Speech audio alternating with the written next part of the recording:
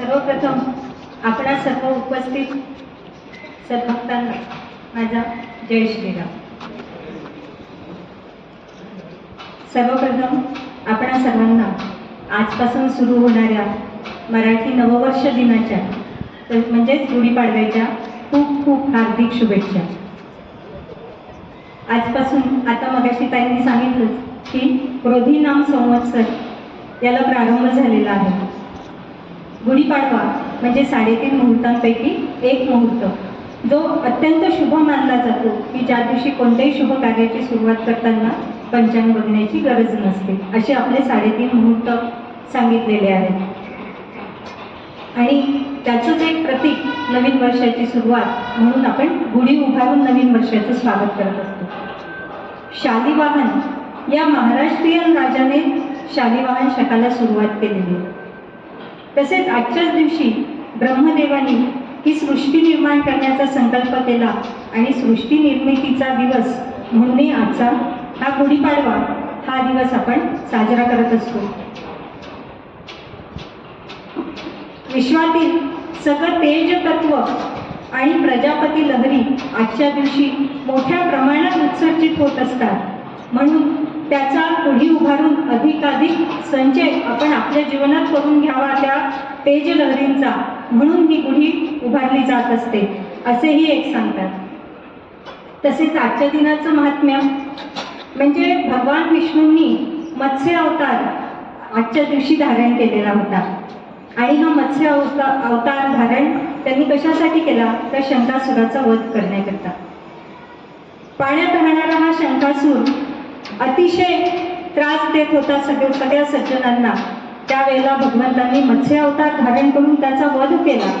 त्यावेळी शंकासुराने शरण येऊन भगवंताला सांगितले की भगवंता आपल्या हातून मृत्यू यावा म्हणूनच मी असं करत होतो आणि आता मला एकच मागणं असं आहे तुमच्याकडे की आपण आपल्या हातून मृत्यू आला म्हणजे मी मोक्षपदाला जाणार यात कुठलीच शंका नाही, परंतु माझे मागणे असे आहे की यानंतरही माझं नाव कायम या जगात राहावं म्हणून आपण माझं हे कलेवर डाव्या हातात आपल्या कायम धारण करावं। म्हणून भगवान विष्णूंनी आपल्या डाव्या हातात शंख धारण केलेला आहे। तसेच प्रभू रामचंद्रांनी रावणाचा वध केला, लंकेवर आक्रमण करून रावणाचा वध केला आणि विभीषणाचं राज्य तिथे स्थापन करून व आपला 14 वर्षाचा वनवास संपवून ज्या आजच्याच दिवशी ते अयोध्येत आलेले आहे आणि त्यांचं स्वागत सकल अयोध्याजनांनी गुढ्या तोरणे उभारून केलेलं आहे। त्याचीच आठवण म्हणून आजचा हा दिवस। आणि आपण सर्व जाणतात राष्ट्रीय स्वयंसेवक संघाचे संस्थापक डॉक्टर केशव बळीराम हेडगेवार यांचाही आजचा जन्मदिवस। असं या आजच्या शुभ दिनाचं दिनविशेष ज्याला आपण म्हणतो तसं आहे।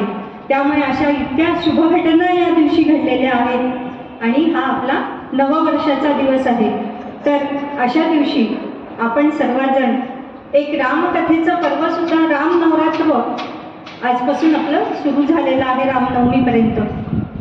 त्यानिमित्त रामकथेच्या निमित्ताने आपण आज सगळेजण एकत्रित आलेलो आहोत। सर्वप्रथम आपण सर्वांना मनापासून मी धन्यवाद देते की आपण यापूर्वी मला कधीही ऐकलेलं नव्हतं, काही विशेष कोणाला माहिती नव्हती, परिचय सुद्धा नव्हता। काही जण तर आज पहिल्यांदाच भेटत असू आपण एकमेकांना, परंतु अशा वेळीही माझ्या याच्यावर विश्वास ठेवून हा कार्यक्रम तुम्ही आयोजित केला, खरंच याचं तर किती कौतुक करावं। आपण पहिल्यांदा बघतो की कोणाचं कोणी ऐकलेलं आहे का, खरंच नीट बोलतात की नाही, बोलवावं की नाही यांना, असंख्य प्रश्न मनात असतात बोलवण्याच्या आधी, परंतु असा कुठलाही प्रश्न किंतु मनात न ठेवता आपण मला ही संधी दिली। खरंच मला याबद्दल खूप कृतज्ञता वाटते आणि आपल्या सर्वांचं किती आणि कोणत्या शब्दात मी धन्यवाद व्यक्त करू हेच खरं म्हणजे मला कळत नाही आहे। आजची रामकथा करायचं ठरलेलं होतं। बघा निमित्त पण कसं असते, आपली बुद्धीची देवता गणेशाचा उत्सव, गणपती गौरी गणपतीच्या दर्शनाच्या निमित्ताने या सगळ्या ज्येष्ठ नागरिकांचं घरी दर्शनासाठी येणं झालं आणि बोलता बोलताच म्हणजे असं एकमेकांचा परिचय होताना कोण काय करतं काय नाही त्याच्यातूनच सांगितलं गेलं रामायणाचा विषय निघाला तर किंवा रामकथा मी करते, कीर्तन पण करते, हे माहिती झालं. त्याच दिवशी त्यांनी सगळ्यांनी म्हटलं की आपण रामनवरात्रात आपण रामकथा आपल्या सोसायटीत झाली पाहिजे आणि तुमची ठेवू, असं त्यावेळेला बोलणं झालं. मधले दिवस निघून गेले. असं वाटलं कसं आपण म्हणतच असतो ठेवू म्हणून. पण नंतर ज्या वेळेला मला आता म्हणजे मी आता जवळपास 10 वर्षापासून कीर्तन करते ना, तर त्यामुळे बाकीच्या ठिकाणचे रामनवमीत एक तर लवकर कीर्तनकार उपलब्ध होत नाही. एक म्हणजे आधीपासूनच बुकिंग असते. तर तिकडचे म्हणजे फोन यायला लागले होते ज्यांना माहिती आहे तिथे की बा कीर्तनाला याल का, म्हणून म्हटलं आपण तिकडचं स्वीकारण्याच्या आधी सगळ्यात पहिले आपल्याच सोसायटीतल्या सगळ्या आपल्या बांधवांनी सांगितलं आहे तर एकदा त्यांना विचारून घ्यावं की बा मी स्वीकारू का, नाही तर असं नको व्हायला आम्ही सांगितलं होतं आणि तुम्ही तिकडचं आमंत्रण कसं घेतलं. म्हणून विषय निघाला. तर लगेच सगळेजण अगदी पहा दिलेल्या शब्दाला पक्के, जसं रामरायाचं ब्रीद आपण सांगतो त्याप्रमाणे सगळ्यांनी नाही आपल्या सोसायटीत कथा करायची आहे म्हणजे आहेच आणि त्यानुसार आपल्याचं आयोजन झालेलं आहे. आता मी इथे स्टेजवर बसते, मी बोलते आहे आणि आपण समोर बसून ऐकतात म्हणजे वक्ता आणि श्रोता. पण असं नाही मी समोर बसली आहे म्हणजे मी काही कोणी वेगळी आहे किंवा मला खूप काही ज्ञान आहे काय आहे असं मात्र नाही. मी आपल्यापैकी सगळ्यांपैकीच एक जण आहे आणि समोर जो बसतो ना त्याच्यापेक्षा मी सांगते की जे समोर त्या व्यक्तीला बसवणारे जे असतात ना ते जास्त मोठे असतात समोर बसणाऱ्या व्यक्तीपेक्षा. कारण कोणाच्या कलागुणांचं कौतुक करणं आणि एखाद्याला मान देऊन मोठ्या मनाने मोठं मन लागते की कोणाला तरी समोर करणं याला फार मोठं मन लागत असते. तर जो समोर बसतो त्याच्यापेक्षा जो त्याला बसवत असतो तो नक्कीच महान असतो. म्हणून आपल्या सर्वांच्या हृदयस्थ असलेल्या त्या प्रभू रामचंद्राला वंदन करते आणि आज आपण आपल्या या कथेला आजच्या दिवशी प्रारंभ करूया. समर्थ म्हणतात कथा मोरयाची, कथा कार्तिकाची, कथा शंकराची, कथा भास्कराची, समस्तामध्ये श्रेष्ठ या राघवाची. अनेक कथा आहेत, असंख्य ग्रंथ आहेत, प्रत्येक देवी देवतांच्या कथा आहेत, परंतु समर्थांनी काय सांगितलं आहे की सगळ्यांमध्ये श्रेष्ठ कथा कुठली असेल तर ती राघवाची म्हणजे प्रभू रामचंद्रांची. कारण प्रभू रामचंद्र हे आपल्या भारतीय संस्कृतीचे आदर्श आहेत. आपली संस्कृती कोणाच्या नावाने ओळखल्या जात असेल जगभरात तर ती प्रभू रामचंद्रांच्या नावाने ओळखलेली जात असते. आणि ही प्रभू रामचंद्रांची कथा ब्रह्मांड भेदून पैलास न्यावी अशी समर्थांनी आपल्या शिष्यांना आज्ञाच केलेली आहे. तर त्यांच्या आज्ञेचं पालन आपणा सर्वांच्या साक्षीने करण्याचं भाग्य मला लाभलं आहे, म्हणून मी स्वतःला नक्कीच भाग्यवान समजते. आपण प्रभू रामचंद्रांचं श्लोक म्हणून आजच्या याला सुरुवात करू. आदो राम तपोवनादिगमनम हत्वा मृगं कांचनम वैदेही हरणं जटायुमरणं सुग्रीव संभाषणं वाली निर्दलनं समुद्रतरणं लंकापुरी दाहनं पश्चात् रावण कुंभकर्ण हननं एतद् रामायणं. सियावर रामचंद्र की जय.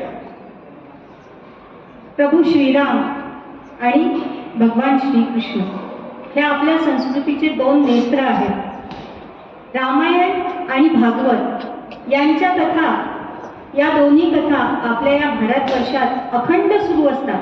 असा एकही दिवस नाही की भारतवर्षाच्या पाठीवर रामकथा किंवा भागवताची कथा कुठे सुरू नाही. इतके आपण या दोघांशीही एकरूप झालेलो आहोत. आज आपण वाल्मिकींची रामकथा बघणार आहोत. अशा सुमारे 200 रामकथा आहेत. आपल्या मराठी भाषेतच सांगायचं झालं तर एकनाथांचं भावार्थ रामायण आहे, श्रीधर कवींचा रामविजय आहे, आताच्याच काळात लिहिलेलं गदी माडगुळकरांचे गीत रामायण आहे, व्यासांचं अध्यात्म रामायण आहे, तुलसीदासांचं रामचरितमानस आहे, तमिळमध्ये कंब रामायण आहे, बंगालमध्ये कृतिवास रामायण आहे, जैनांचं वेगळं रामायण आहे. अशा प्रकारचे जवळपास 200 प्रकारचे रामायण आहेत.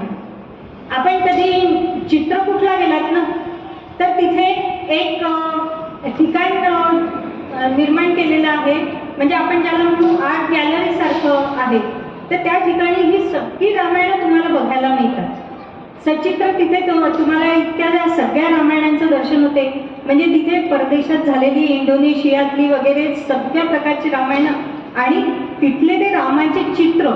जसं आता आपण राहतो तर आपण आपल्याप्रमाणे प्रभू रामचंद्रांचे म्हणजे वस्त्र वगैरे घालून त्या पद्धतीने आपल्याला रामराया आपल्या डोळ्यासमोर येतात. तुम्ही उत्तरेकडे जाल तर वेगळ्या पद्धतीने असतात. तसेच ते इंडोनेशियातील लोकांची, भूतानमधील त्यांचे वस्त्र घातलेले, चेहरेपट्टी तशी असलेली, ती सगळे फोटो त्यांनी तिथे लावले. आणि खरंच तुम्ही कोणी चित्रकूटला गेलात तर ते ठिकाण मात्र अवश्य पहा. म्हणजे या सगळ्या ग्रंथांचं सुद्धा आपल्याला दर्शन होईल तिथे.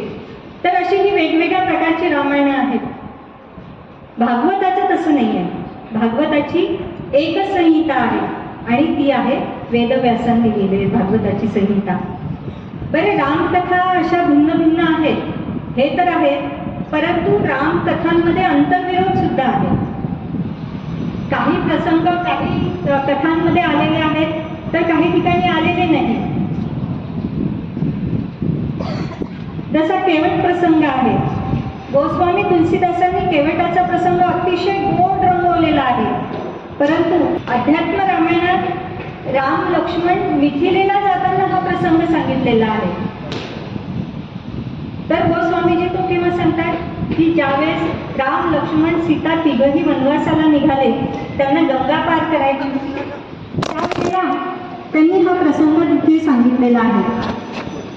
तर असे हे वेगळे वेगळे रामायण, त्याचा अंतर्विरोध, यावरून काय होते की नवीन पिढीचा या गोष्टींवर विश्वास कमी बसतो.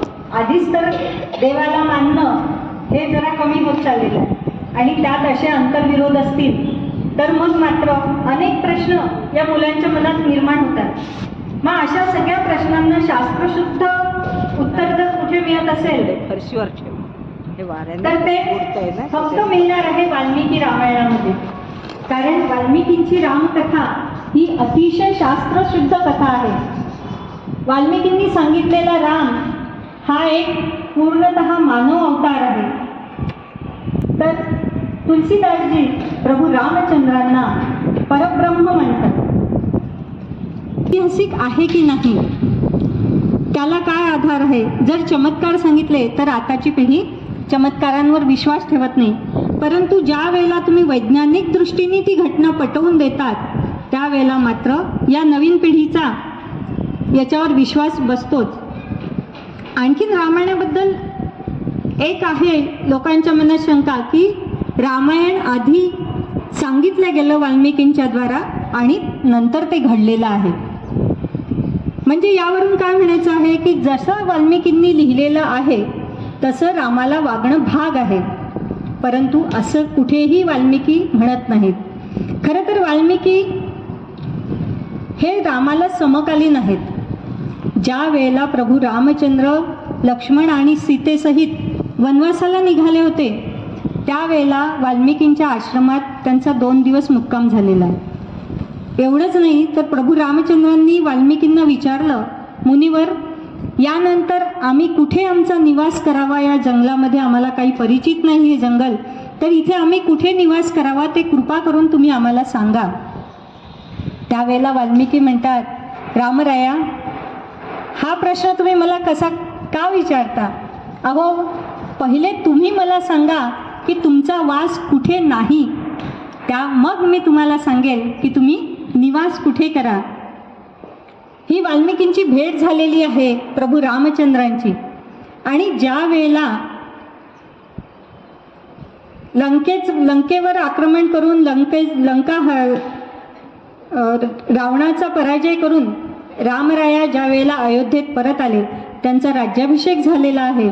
आणि नंतर अयोध्याजनांच्या कटुवचनाचा त्रास झाल्यामुळे प्रभू रामचंद्रांनी सीता मातेचा त्याग केलेला आहे. 8 महिन्याची गर्भवती सीता हिला प्रभू रामचंद्रांनी लक्ष्मणाला सांगितलं की तू सीतेला सोडून ये. तर प्रभू रामचंद्रांनी सीतेला जंगलात असं एकटीला सोडलेलं नाही, तर सांगितलेलं आहे की तू वाल्मिकींच्या आश्रमात सीतेला सोडून ये. तिथे तिची बाळणपणाची सोय होईल आणि लहान बालकांवर योग्य संस्कार होतील आणि मला खात्री आहे की वाल्मिकी ऋषी तिचं योग्य प्रकारे संरक्षण आणि त्या बालकांचं संवर्धन करतील. ही रामकथा त्यानंतर लिहिल्या गेली आहे. ज्यावेळेस रामकथा लिहिल्या जात होती त्यावेळेला सीतामाता वाल्मिकींच्या आश्रमात राहत आहेत. लवांकुशांचा जन्म झालेला आहे आणि त्याच वेळेला 8 वर्ष ही कथा वाल्मिकी ऋषींनी लिहिलेली आहे. म्हणजे यावरूनच लक्षात येईल की ही कथा आधी लिहिली आणि नंतर रामायण घडलं असं मात्र नाही, कारण हे वाल्मिकी कसे आहेत, समकालीन आहेत. जी सीता म्हणजे प्रभू रामचंद्रांची पत्नी आणि या रामायणाची नायिका ती वाल्मिकींच्या आश्रमात राहत आहे. या रामायणाचं गायन, वाल्मिकी रामायणाचं गायन कोणी केलं? कुशलवांनी. कुशलव हे सुद्धा वाल्मिकींच्या आश्रमात राहत आहेत. आणि हे गायन कोणासमोर केलं गेलं?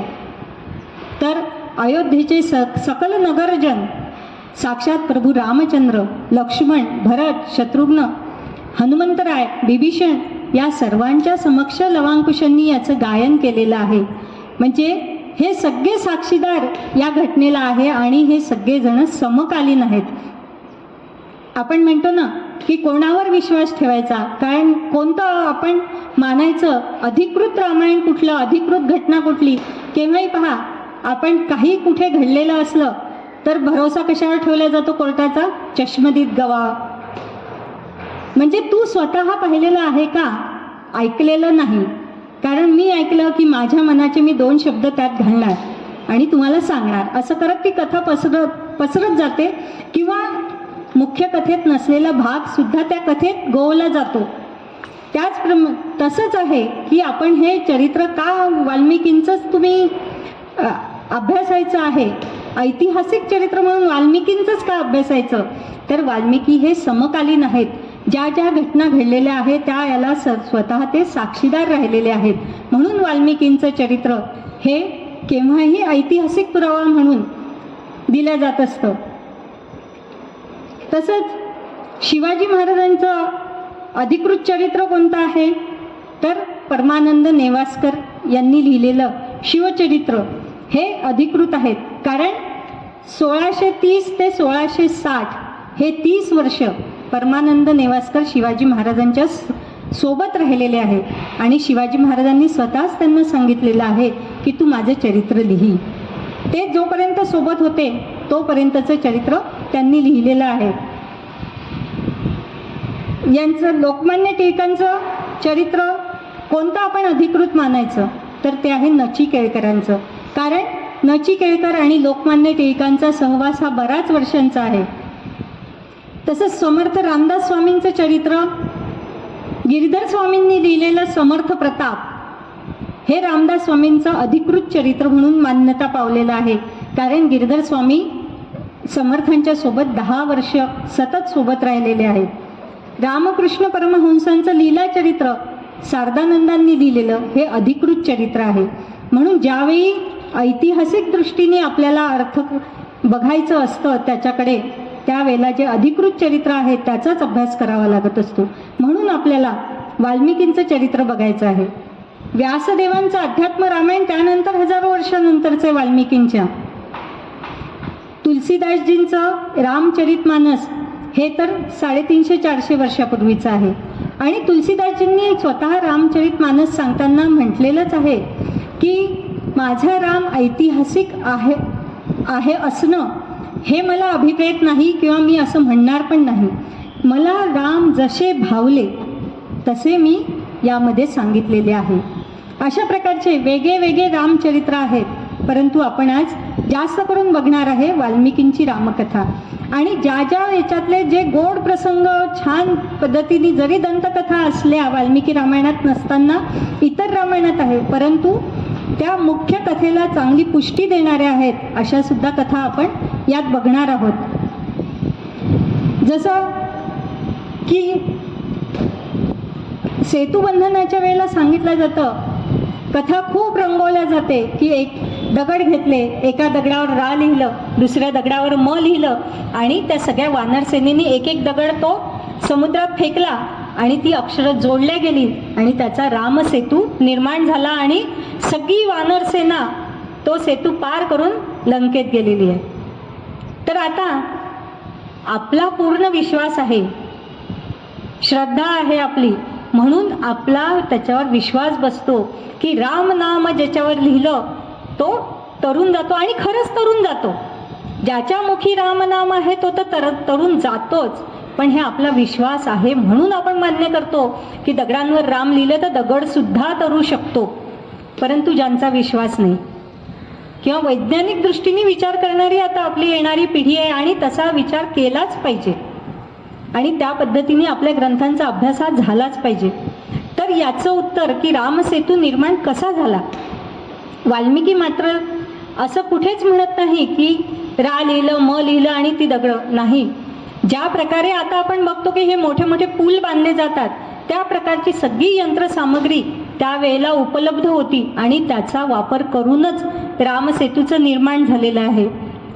वाल्मिकी म्हणतात, हस्तिमात्रान् महाकायाः पाषाणांश्च महाबलाः पर्वतांश्च समुत्पाट्य यंत्रैहि परिवहन्ति च. म्हणजे त्यावेळेचं परिमाण कसं होतं पहा. दगड मोजायचे ना तर एका हत्ती एवढा दगड, 2 हत्तीन एवढा दगड त्याच्या मापानुसार मोजायचे. किलोमध्ये किंवा आता आपण त्याचं मीटर वगैरे जे काढतो, घनमीटर काढतो तसं प्रमाण नव्हतं. तर हत्तीच्या मापात त्यावेळेला दगडांचे आकार मोजले जायचे. तर एका हत्तीच्या मापाचा दगड, 10 हत्तीच्या मापाचा दगड, 20 हत्तींच्या मापांचा दगड असे मोठे मोठे दगड पर्वत कोरून त्यातून काढण्यात आले आणि मोठ्या मोठ्या यंत्रांच्या साहाय्याने क्रेनसारख्या माध्यमाने ते दगड वाहून आणण्यात आले आणि त्यातून या पुलाचं निर्माण झालेलं आहे. सूत्राण्यन्ते प्रगृहन्ति ह्यायन्तं शतयोजनं दंडानन्ये प्रगृह्णन्ति विचिन्वन्ति तथा परे. कोणी याचे मोजमाप करणारे होते. त्यात यंत्रज्ञश्च तंत्रज्ञश्च म्हणजे इंजिनियर होते, मेकॅनिकल होते तिथे उपस्थित आणि हातात मापपट्ट्या घेऊन त्याचं मोजमाप करणारे लोक होते. तर असे हे दगड आणले गेले. ते ओळंब्याच्या दोऱ्या आणल्या गेल्या, मोठमोठ्या झाडांचे ओंडके तोडून आणले गेले. जवळपास 200-200 फूट उंचीची झाडं कापून आणली. ते ओळंब्याच्या दोऱ्याच्या साह्याने दगडं आणि ते मोठे ओंडके एकाला एक बांधले गेले. त्यामुळे काय झालं की ते दगड तरंगायला मदत झाली लाकडाच्या माध्यमातून आणि लाकूड स्थिर झालं दगडाच्या माध्यमातून. अशा प्रकारे ते आणून समुद्रात टाकले गेले आणि हे सेतुबंधन अतिशय शास्त्रोक्त वैज्ञानिक पद्धतीने झालेलं आहे असं वाल्मिकी आपल्याला या वाल्मिकी रामायणात त्या वाल्मिकींनी अशा प्रकारे या सेतुबंधनाचं वर्णन केलेलं आहे. तर हे शास्त्रशुद्ध वर्णन सगळ्यांना पटू शकतं आणि पटणारी गोष्ट आहे. मग आपल्याला मान्यता मिळते की नाही, रामरायांच्या काळात रामराज्य म्हणजे काय होतं. आता जसं जितकी आपली उपलब्धता आहे वैज्ञानिक ती आजची नाही आहे, त्या काळापासून आहे. आणि मग पटते की खरंच हा सेतू बांधला गेलेला असेल हे वर्णन आल्याच्या नंतर. म्हणून आपल्याला वाल्मिकी चरित्र बघणं, वाल्मिकींनी सांगितलेलं रामचरित्र हे अधिकृत आहे हे पाहणं अत्यंत गरजेचं आहे. वाल्मिकींच्या रामायणात कुठेही चमत्काराला जागा नाही.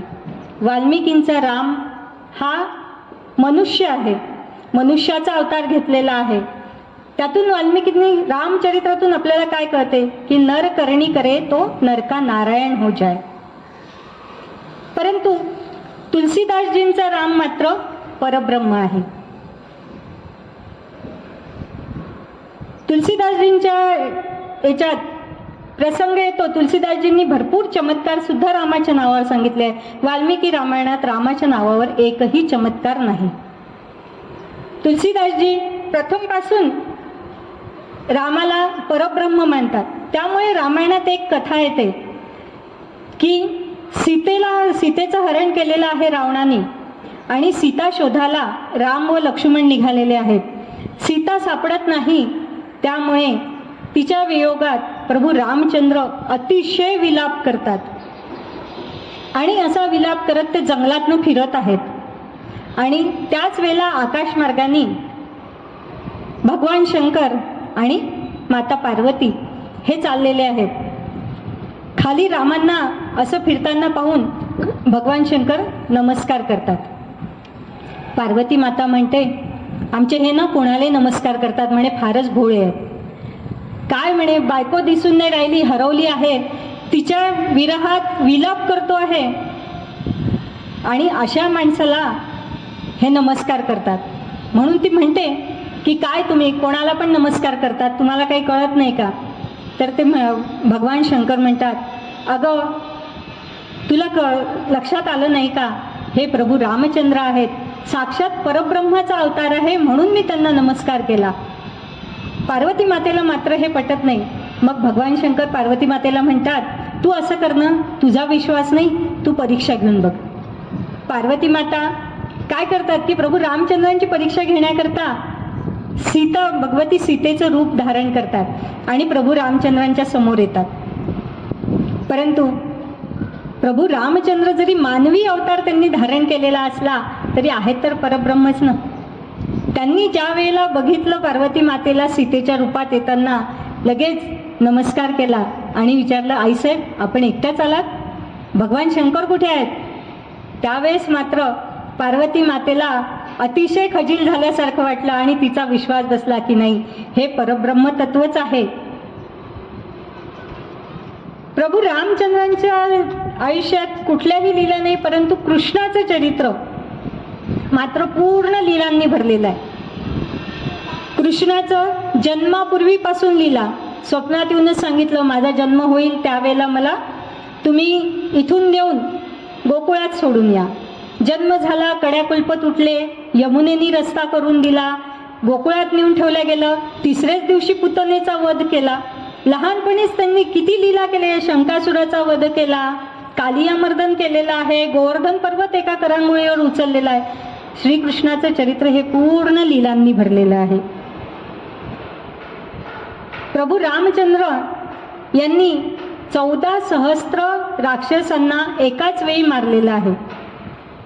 मग ही शक्ती त्यांना कुठून? तर आपण आता विचार करू शकतो की आताचे जी शस्त्रास्त्र आहेत, मिसाईल्स आहेत किंवा बॉम्ब आहेत, त्यासारखे अस्त्र प्रभू रामचंद्रांच्या जवळ त्यावेळेला होते. त्या एका अस्त्राचा वापर केल्यानंतर एवढे राक्षस एका वेळी मारणं सहज शक्य होऊ शकतं.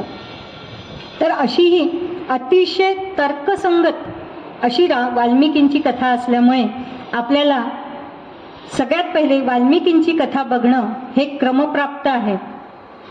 तर आता आपण सुरुवातीला मग हे वाल्मिकी कोण होते? वाल्मिकी हे सुरुवातीला रत्नाकर दस्यू असं म्हणायचे. दस्यू म्हणजे डाकू काम करणारे, येणाऱ्या लोकांना, जंगलातून जाणाऱ्या येणाऱ्या लोकांना लुटायचं आणि आपला त्याच्यावर गुजराण करायची आपल्या परिवाराची. तर असे त्यांचं उपजीविकेचं साधनच ते होतं.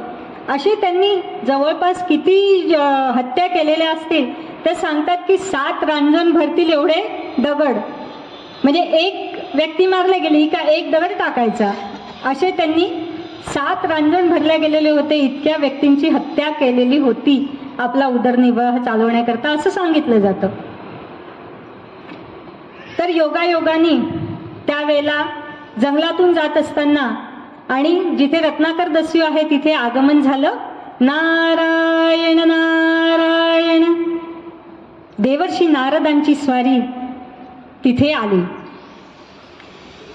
आणि आलेलं पाहिल्यानंतर लुटायचं म्हणून या वाल्मिकींनी म्हणजे या रत्नाकरांनी त्यांचा रस्ता अडवला. याला अशी सवय होती की रत्नाकर समोर दिसला ना की सगळेजण गर्भगळीत व्हायचे. कारण माहिती होतं की आता आपला जीव जाणार, आपल्याजवळ जे आहे ते सगळं लुटलं जाणार, त्यामुळे लोक घाबरायचे. परंतु देवर्षी कशाला घाबरतात ना, ते सरळ समोर यायला लागले.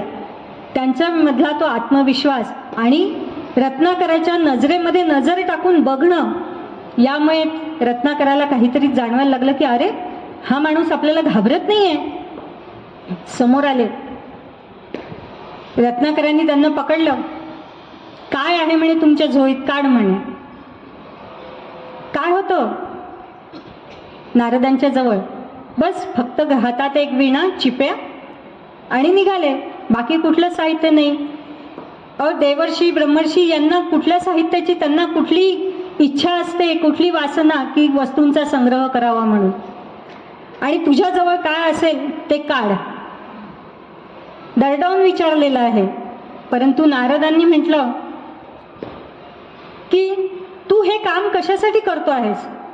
कशासाठी म्हणजे माझ्या परिवाराचा उदरनिर्वाह चालवण्याकरता. म्हणे असं काम तू करून लोकांचा जीव घेऊन तुझा परिवार चालवतो. तुझ्या या सगळ्या जे पाप तुझ्या हातून घडत आहे त्यामध्ये तुझ्या घरचे लोक वाटेकरी आहेत का? का नसणार म्हणे. मी कमाई करतो, त्यातून मी एकटाच काही खात नाही, सगळे परिवाराचं गुजराण त्याच्यावर होतं, तर मग माझ्या पापाचे वाटेकरी माझ्या घरचे लोक नक्कीच आहेत. महर्षींनी सांगितलं एकदा जा घरी आणि खात्री करून ये, मग मला सांग, मी इथेच थांबतो, मी कुठेच जाणार नाही आहे. रत्नाकराचा विश्वास नव्हता. त्यांनी नारद मुनींना झाडाला बांधून ठेवलं आणि घरी गेला. घरी जाऊन आपल्या पत्नीला, आपल्या मुलांना, सगळ्यांना विचारलं की सुखाचे वाटेकरी मी तुम्हाला देतो, त्यात तुम्ही सुखी आहे ना? हो म्हणे, आमचा तर वाटा आहेच म्हणे तुम्ही आणलेल्या याच्यात, कारण तुम्ही एकटे घेऊ शकत नाही, आम्ही तुमच्यावर अवलंबून आहोत. आणि मग विचारलं की माझ्या हातून जी पापं घडत आहेत मग त्याचे पण वाटेकरी तुम्ही राहालच? मग मात्र सगळ्यांनी हात वर केले. पत्नी होती तरी पण तिने हात वर केले. नाही नाही, पापामध्ये आमचा वाटा कसा? आम्ही थोडी हत्या केली, हत्या तुम्ही केलेली आहे. मग मात्र या रत्नाकराचे डोळे उघडले आणि तो धावतच जंगलात आलेला आहे. नारद मुनी झाडाला तसेच शांत आपलं नारायण नारायण नाम घेत शांत त्या बांधलेल्या स्थितीतच तसेच उभे आहेत. येऊन पाय धरले आणि मग सांगितलं की यातून उद्धार करायचा मार्ग म्हणे स्वामी आता तुम्ही मलाच सांगा, कारण तुम्ही माझे डोळे उघडलेले आहेत. मग आता या सगळ्या पापाचं परिमार्जन मी कसं करायचं?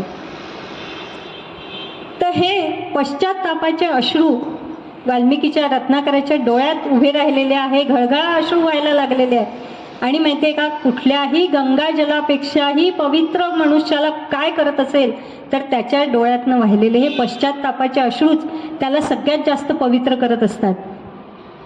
आणि नारद मुनींनी त्यांना रामनामाचा जप करायला सांगितलं. सर्व पापातून मुक्ती देणारं काय असेल तर रामनाम आहे, कारण सगळ्या जगाचं कल्याण व्हावं हाच नारद मुनींचा मुळी उद्देश आहे. त्याकरताच ते फिरत असतात की पापी जनांचा उद्धार कसा होईल, कारण सद्गुरूंचं कार्य हेच असतं, जगाच्या कल्याणा संतांच्या विभूती. म्हणूनच आपण नारद मुनींना म्हणतो जगाच्या कल्याणा सतत झटती जे त्रिभुवनी, नमो साष्टांगे त्या दैवत असे नारद मुनी. आम्हाला शक्ती द्या बुद्धी प्रभूचे गान करण्या, कृपा दृष्टी ठेवा कीर्तनिया रंग भरण्या. देवर्षी नारद महाराज की जय. रत्नाकरांनी अशी विनंती केली आणि नारदांना ते शरण गेलेले आहेत. संतांचा स्पर्श असा असतो की तुमच्या आयुष्याचं सोनंच होते. गंगा नदी ज्यावेळी या पृथ्वी तलावर अवतरित झाली त्यावेळी तिने भगीरथाला प्रश्न विचारला की मी पृथ्वीवर येण्यास तयार आहे, परंतु माझा हा भयानक वेग हे कोण धारण करेल? तर भगीरथांनी सांगितलं की भगवान शंकर तुला आपल्या जटेमध्ये स्थान देतील. आणि म्हणे मी इतकी पवित्र, सगळेजण माझ्यामध्ये येऊन स्नान करतील, त्यांची सगळी पापं माझ्यामध्ये घातल्या जातील ते तर शुद्ध होतील, पण त्यांचे पाप माझ्यामध्ये आल्यामुळे मी मात्र अशुद्ध होईल. मग माझ्या शुद्धीचा मार्ग कुठला? त्यावेळी भगीरथाने सांगितलं आहे की ज्या वेळेला सगळे साधू संत सत्पुरुष तुझ्यामध्ये स्नान करायला येतील, त्यावेळेला हे माते, तुझे जे हे पाप तुझ्या याच्यात सगळ्या लोकांचं जमा झालेलं आहे, त्यातून तुझी निवृत्ती होईल, तुझी शुद्धी होईल. असं हे सद्गुरूंचं महात्म्य सांगितलेलं आहे. गंगा पापम शशीतापम दैन्यम कल्पतरुस्तथा पापम तापंच दैन्यंच घ्नंती संतो महाशय. हे सगळं पाप नष्ट करण्याचं कार्य संत करत असतात. नारद मुनींनी रामनाम जपायला सांगितलं, परंतु असंख्य पाप घडलेली असल्यामुळे सरळ इतकं साधं सोपं सरळ नाम सुद्धा त्या रत्नाकराच्या तोंडून येईना, कारण केव्हाही मरा मरा मरा म्हणायची सवय होती. म्हणून नारद मुनींनी असं सांगतात की त्याला मरा मरा म्हण, असंच नाव हेच जप तू. गोस्वामीजी सुद्धा म्हणतात की उलटा नाम जपत जग जाना वाल्मिकी भये ब्रह्म समाना. उलट नाम त्यांनी म्हटलेलं आहे. आणि हे असं सरळ नाम रामरायाचं इतकं साधं सोपं सरळ नाम मुखात येणं, रामरायाची स्तुती ऐकणं, आपल्या मुखाने येणं, ऐकण्याची इच्छा होणं, हे सुद्धा पूर्व सुकृतावर अवलंबून असतं. बहुत सुकृताची जोडी म्हणून विठ्ठली आवडी, असं म्हटलेलं आहे. आणि नाम किती सोपं आहे हो. बहु चांगले नाम या राघवाचे अति साजिरे स्वल्प सोपे फुकाचे. पण हे असं फुकायचं नाम अगदी साधं सरळ सोपं आहे, परंतु यातनं प्राप्ती काय होते की इतकं सोपं आहे म्हणून प्राप्ती पण कमी आहे का? तर नाही. प्राप्ती काय? करी मूळ निर्मूळ घेता भवाचे. या भवसागरातून आपल्याला पार करून नेतं जीवा मानवा हेची कैवल्यसाचे. कैवल्य म्हणजे साक्षात मुक्ती. राम नाम हेच मुक्तिदायक नाम आपल्याला एकच आहे की जे तरुण नेते. म्हणून आपण आता सगळेजण 1-2 मिनिट राम नाम करूया. मी म्हणते माझ्या मागे म्हणा 2 ओळी. राम राम राम राम राम राम वद वद जिव्हे राम राम. राम राम राम राम राम राम वद वद जिव्हे राम राम. सीताराम सीताराम सीताराम सीताराम श्रीराम जय राम जय जय राम. सीताराम सीताराम सीताराम सीताराम श्रीराम जय जय राम. राम राम राम राम राम राम वद वद जिव्हे राम राम. राम राम राम राम राम राम वद वद जिव्हे राम राम. सीताराम सीताराम सीताराम सीताराम श्रीराम जय जय राम. सीताराम सीताराम श्रीराम जय जय राम.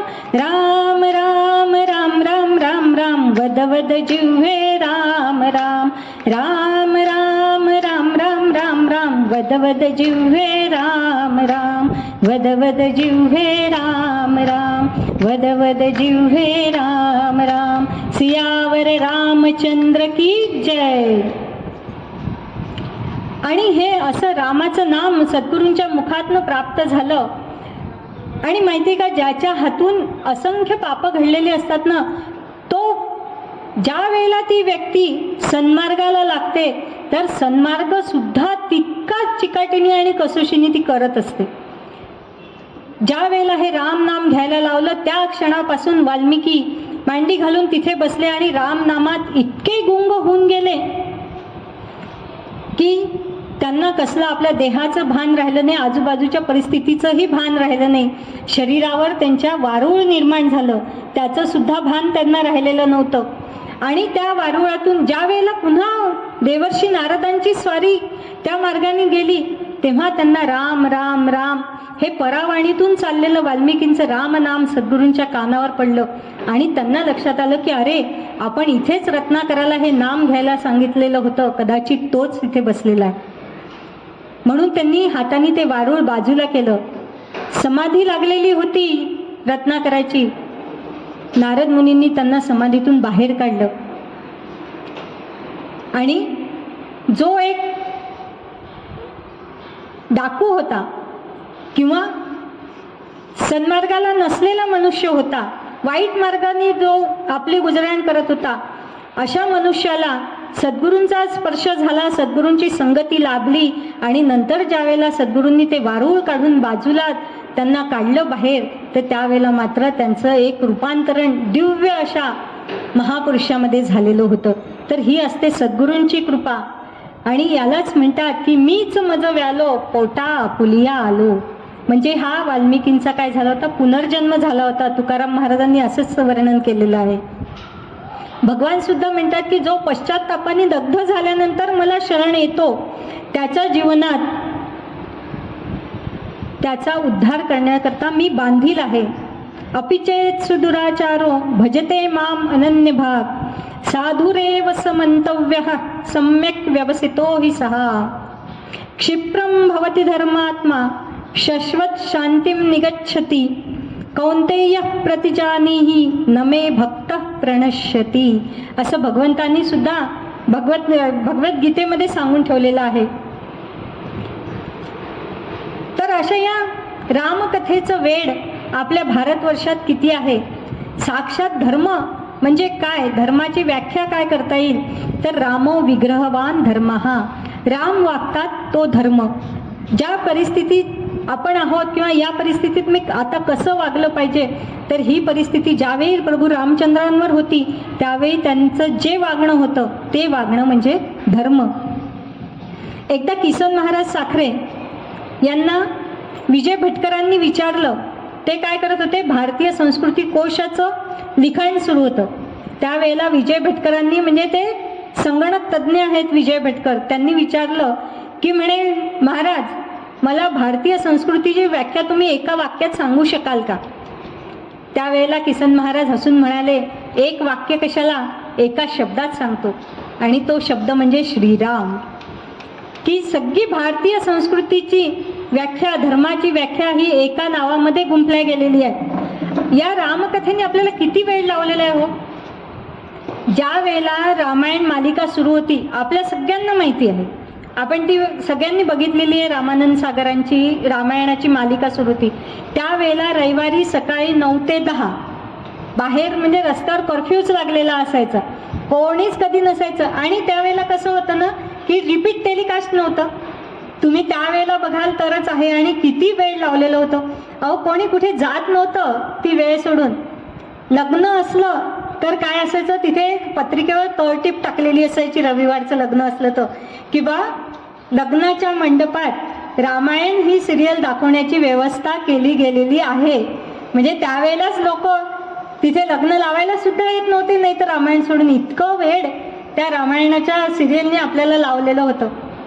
कारण हे रामचरित्र आहेच तितकं गोड. ते कोणीही सांगा,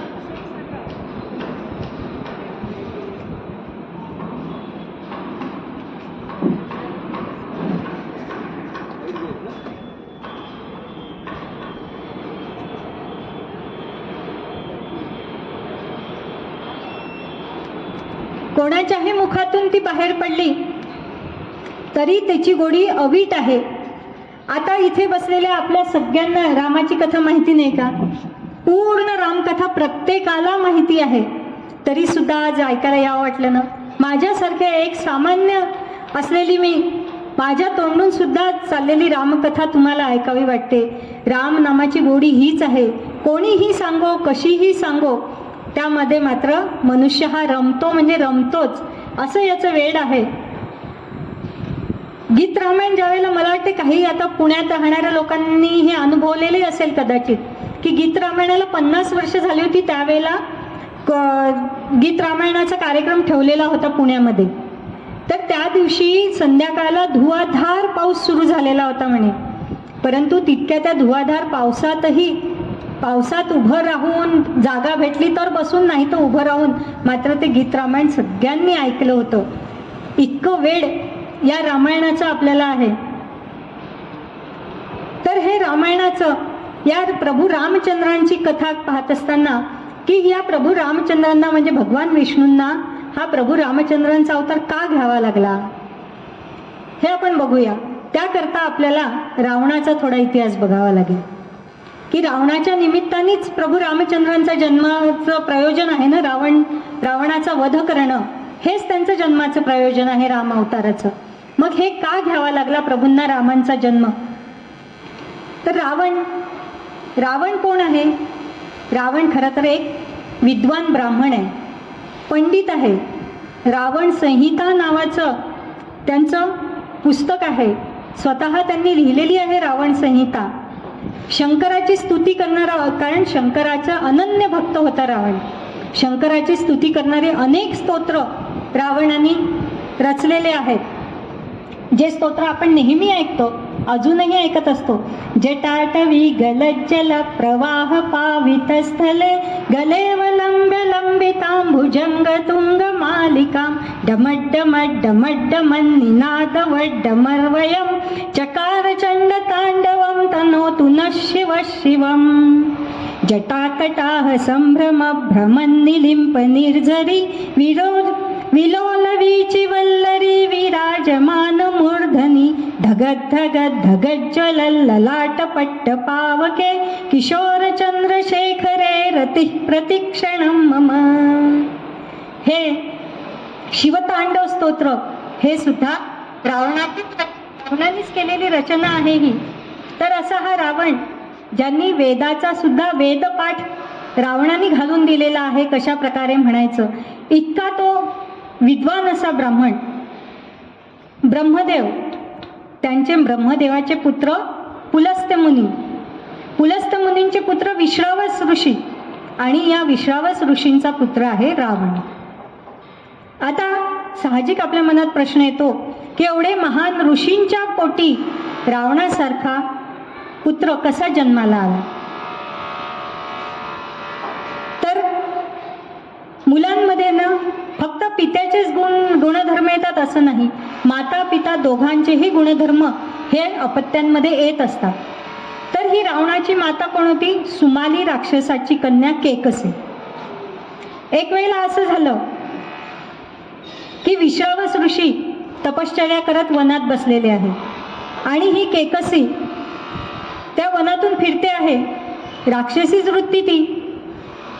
तिला विश्रावस मुनींना पाहिलं आणि तिला त्यांच्याशी विवाह करण्याची तिच्या मनात इच्छा निर्माण झाली. कामनाने अतिशय कामवास ज्यांच्यामध्ये असतो ती राक्षसी वृत्ती. तर तिने विश्रावस मुनींच्या चरणाला वंदन केलं, आणि विश्रावस मुनींनी, कोणी ऋषीमुनी कसे असतात, तुम्ही त्यांचा चरणस्पर्श करा, मग तो कोणीही असो त्यांना शरण आलेला, त्यांच्या मुखातून आशीर्वादच निघतो. कल्याणमस्तु हा आशीर्वाद विश्रावसांच्या मुखातून निघाला. तो आशीर्वाद ऐकला आणि ही केकसी रडायला लागली, धाय मोकलून रडायला लागली. विश्रावसांना कळलंच नाही की मी तर हिला कल्याणमस्तू आशीर्वाद दिला आहे, माझं तर काही चुकलं नाही, मग ही का रडते आहे? त्यांनी विचारलं, तू का रडते आहेस म्हणे. ती म्हणाली, म्हणे तुम्ही कल्याण वस्तू म्हणतात म्हणे, पण माझं कल्याण करणं तुमच्याच हातात असल्यावरही तुम्ही माझं कल्याण करतच नाही. विश्रावस मुनी म्हणाले, तुझं कल्याण करणं माझ्या हाती? हो म्हणे, तुमच्याच हाती आहे. कसं ते सांग म्हणे, माझ्या हाती असेल तर मी नक्की करेल. तुम्ही मला पहिले शब्द द्या म्हणे की मी सांगेल, म्हणजे माझं कल्याण तुम्ही करू शकतात आणि तुम्ही माझं कल्याण नक्कीच कराल, मी सांगितल्यानंतर मला जे पाहिजे आहे ते द्याल, असं तुम्ही मला वचन द्या. असं त्या राक्षसीने विश्रावस मुनींना शब्दात आपल्या अडकवून घेतलं प्रतिज्ञेमध्ये. विश्रावस मुनींनी म्हटलं, ठीक आहे, मी करेल तुझं कल्याण, जर माझ्या हाती आहे तर नक्कीच करेल. आणि तिने सांगितलं की माझं कल्याण यातच आहे की तुम्ही माझ्याशी विवाह करावा. अशा प्रकारे ही विश्रावस मुनींच्या गळ्यात पडलेली बला आहे, आणि त्यावर विश्रावस मुनींना मग काहीच म्हणता आलं नाही, कारण दिलेला शब्द ऋषी मुनींनी कधीच फिरवलेला नाही आहे. अशा प्रकारे या केकसीचा आणि विश्रावस मुनींचा विवाह झाला, आणि त्यातून त्यांना जी संतती झाली तर त्यात बिभीषण कोणासारखे आहेत, तर अगदी पूर्णपणे वडिलांसारखे, अतिशय सात्विक मनोवृत्तीचे.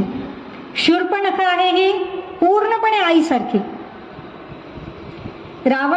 रावणाने मात्र दोघांचेही गुणधर्म पूर्णपणे घेतलेले आहेत. म्हणजे वडिलांसारखा तपस्वी आहे, विद्वान आहे, परंतु आईसारखी वृत्ती मात्र राक्षसी वृत्ती ती त्याला आईकडनं मिळालेली आहे.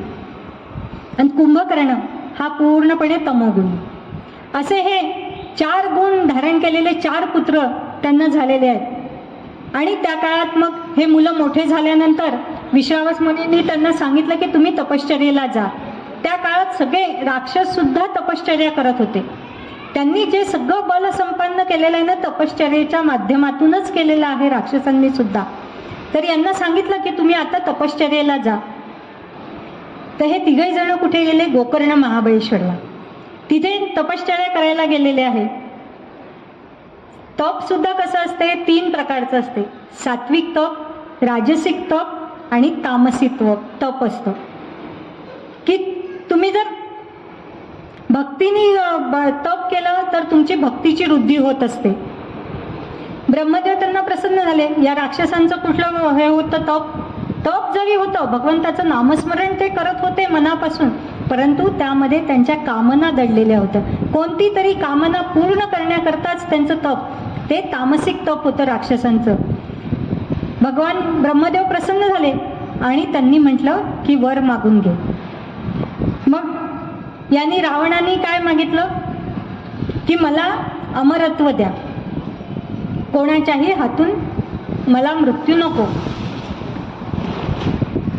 त्यावेळेला ब्रह्मदेव काय म्हणाले? भस्मांतम शरीरम, म्हणजे जो हे शरीर धारण करून येतो त्याचा मृत्यू हा अटळ आहे. त्यामुळे तुला अमरत्व मी काही देऊ शकत नाही. दुसरं काय पाहिजे ते मागून घे.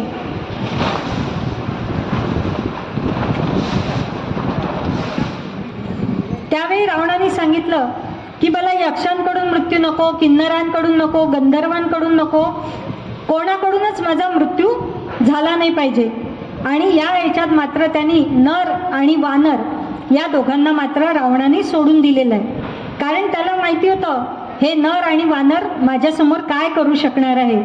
त्यांना तर मी कच्चं खाऊ शकतो, हा त्याचा हाजील आत्मविश्वास होता की हे नर वानर माझं काय बिघडवू शकणार.